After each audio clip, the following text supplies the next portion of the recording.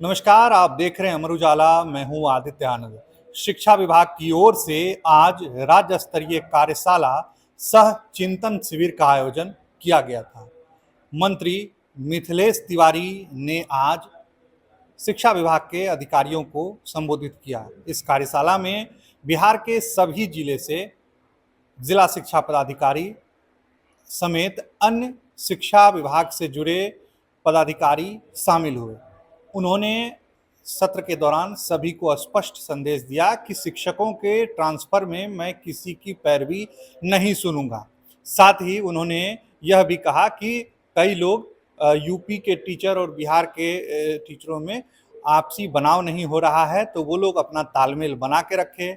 BPSC शिक्षक और जो नियोजित शिक्षक हैं उनके बीच भी तालमेल ठीक से नहीं बैठ पा रहा है, उसको भी ठीक करें, क्योंकि आपके आपसी टकराव से शिक्षा प्रभावित होती है, बच्चों की पढ़ाई प्रभावित होती है, स्कूल का संचालन ठीक से नहीं हो पाता है। कई बातें उन्होंने कही, कई घोषणाएं उन्होंने की, सबको स्पष्ट निर्देश भी दिया। आइए जानते हैं शिक्षा मंत्री ने क्या क्या संदेश दिया, क्या क्या बातें कही। सारी बात सुनिए इस वीडियो में। ये हमारा ई शिक्षा पोर्टल है, लोगों को विश्वास हो रहा है और मैं आपको साफ बता रहा हूं, मैं एक भी पैरवी नहीं करूंगा। बिहार में शिक्षकों के ट्रांसफर के लिए जो नियमावली बनी है उसी के आधार पे होगी। और जब हमारे ट्रांसफर हो जाएंगे पूरी तरह से 31 अक्टूबर तक, फिर उसकी समीक्षा करेंगे।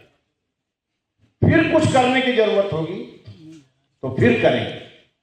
सुधार हमेशा जारी रहेगा, लेकिन हमें अपने विद्यालयों को नंबर 1 बनाना है। हमारे पास समस्या है, कई जो हमारे सीमावर्ती जिले हैं वहां उत्तर प्रदेश के शिक्षकों ने आकर के डेरा जमाया हुआ है, लेकिन हम उत्तर प्रदेश के शिक्षक भी हमारे लिए काम कर रहे हैं। हमारे वो रेगुलर शिक्षक हैं, हम उन्हें इस दृष्टि से ना देखें। कई स्कूलों में मैं देखता हूं जो बीपीएससी से पास करके आया है वो नियोजित शिक्षकों को ही दूसरे दृष्टि से देखता है। कई जिलों में मैं देखता हूं प्रिंसिपल और टीचर में ही राय नहीं रहता। इन सबको ठीक करने की जिम्मेवारी आप सबकी है। आप जब जाइए अपने पॉकेट में मधु का एक बोतल लेके जरूर जाइए और दोनों को कहिए भाई एक एक चम्मच मधु खाओ और आपस में दोस्ती करो। और नहीं करता है तो कड़ा एक्शन लीजिए, एकदम ऐसे लोगों को जो लोग विद्यालय के शासन और प्रशासन को डिस्टर्ब करेंगे उन्हें उनके लिए कड़ा दंड का प्रावधान भी हम करने जा रहे हैं। इन ऐसे लोगों को कोई बख्शेंगे भी नहीं। इसीलिए इस चिंतन में बहुत सारी चीजें हमें मिली है। हम ये विश्वास लेकर के जा सकते हैं ना कि इस बार जय जयकार होगी शिक्षा विभाग की। बोलिए, अगर जय जयकार होगी तो 6 महीने बाद हम लोग मिलेंगे तो आपके लिए भी बहुत सारी चीजों के साथ मिलेंगे। हमारे जो मातृशक्ति के रूप में यहाँ बहुत सारे अधिकारी उपस्थित हैं, इन लोगों ने कहा कि हम लोगों से भी जरा ऐच्छिक ट्रांसफर के लिए पूछ लेना चाहिए। ये मेरा मानना है, महिलाओं को बहुत दूर भेजने की जरूरत नहीं है, लेकिन माउंट एवरेस्ट पर भी महिला ही चढ़ी थी सबसे पहले। ये भी हमारे इतिहास का एक सुनहरा पल है जिसे हमें ध्यान में रखना चाहिए। अभी मैं अपने सभी डीओ से कहना चाहूंगा कि तिरंगा यात्रा ऐसे शुरू हुई है।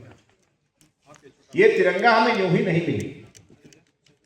गर्मी का मौसम है और जब हम चलेंगे 2 किलोमीटर तिरंगा हाथ में लेके तो पसीना जरूर आएगा, निकलेगा। ये हमारे स्वास्थ्य के लिए भी अच्छा है।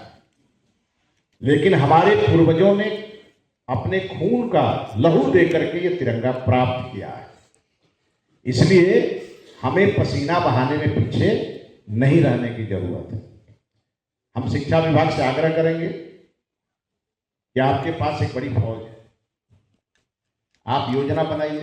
17 तारीख तक सरकार ने तय किया है तिरंगा यात्रा के लिए।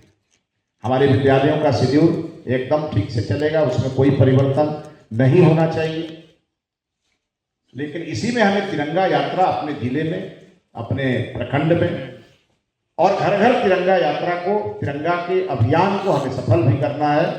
हमारे जितने भी छात्र हैं जो हमारे विद्यालय में पढ़ते हैं और जितने हमारे टीचर जो पढ़ाते हैं और जितने हमारे ऑफिसर हैं जो हमारे विभाग में कार्यरत, हमें 15 अगस्त, 14 अगस्त और 15 अगस्त को 17 तारीख तक हाथ में तिरंगा लिए और चाहे उनका जो कार्यक्रम हो, एक बार अवश्य दिखना चाहिए कि शिक्षा विभाग तिरंगा को बड़े शान से फहरा रहा है। इसकी योजना भी आपको बनाने की जरूरत है।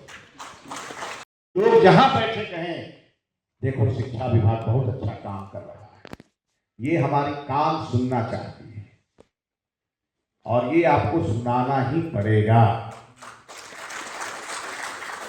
ये मेरा हठयोग है, इसे ऑर्डर नहीं समझिए, ये मैं आपसे भावनात्मक अपील कर रहा हूं।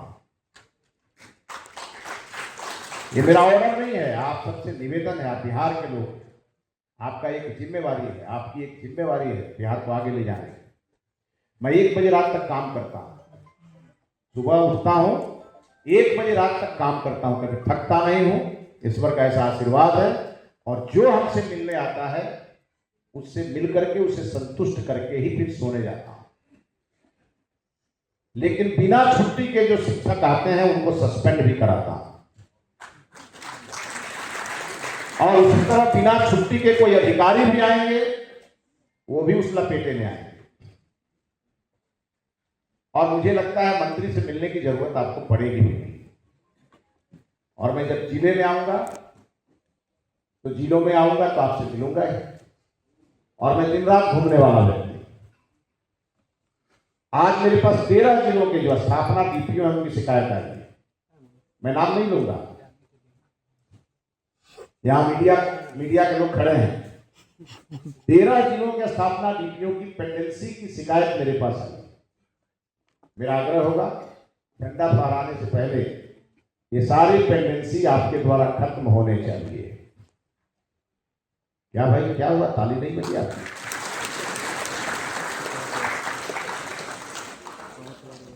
क्योंकि मैं 16 तारीख को हिसाब लूंगा मिड डे मील को लेकर के। हमने 2 रिव्यू किया है, मिड डे मील के निदेशक बैठे हैं मंच पे। बिहार हमारे मंत्री बनने के बाद कुछ लोगों की बदमाशियों के कारण मामला कोर्ट तक गया है और हम जब काम करेंगे तो कुछ चीजें न्यायालय में जाएगी ही जाएगी, हमारा ऐसा मानना है। लेकिन न्यायालय में भी हमारे पक्ष मजबूती से रखे जाए, उसकी चिंता हमारे स्पेशल सेक्रेटरी धर्मेंद्र जी कर रहे हैं। लेकिन हमारी गलतियों के कारण कोई मामला न्यायालय में न जाए, ये हमारा आप सबों से अनुरोध होगा। नहीं तो जो हम करना चाहते हैं, क्योंकि यह बिहार है, यहां सरप्लस कहिएगा तो बोरो प्लस कहने वाले भी लोग हैं और एजुकेशन को एजुकेशन और एजुकेशन को एजुकेशन भी कहने वाले लोग। तो इसलिए सावधानी हटी दुर्घटना घटी। सावधान होकर काम करना है और तेजी से काम करना है। आपके राज्य की खबरें, आपके शहर की खबरें सबसे पहले जानने के लिए देखते रहें अमर उजाला। चैनल को सब्सक्राइब जरूर कर लें और पाएं हर अपडेट।